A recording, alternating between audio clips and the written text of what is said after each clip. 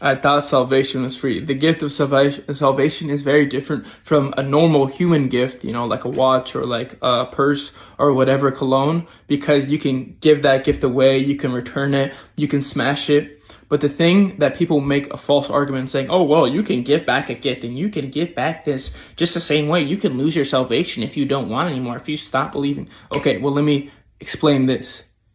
Are spiritual and physical things the same? No, of course not. What Jesus did on that cross 1,996 years ago was a very spiritual thing. It wasn't, yes, it was physical, but it was more eternal and spiritual than anything.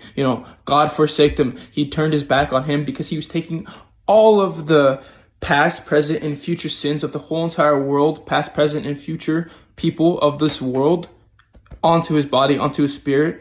And he was taking it on the cross that day. My point in saying that is that was a very spiritual thing. Once you believe in that happened, which obviously did, that's the gospel.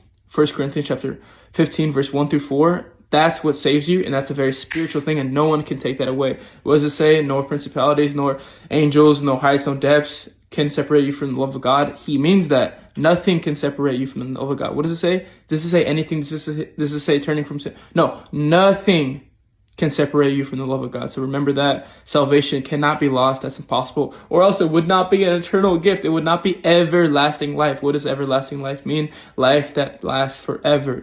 It's everlasting. You live with Jesus forever.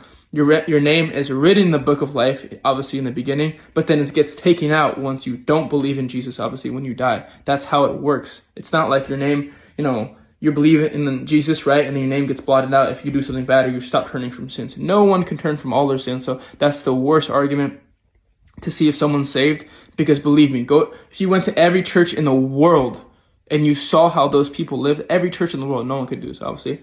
Most people there do not make disciples of nations. They don't turn from all their sins. You don't, and also the thing about sin is so funny. You don't know what people are doing when the doors are closed. You don't know what these people are thinking in their minds.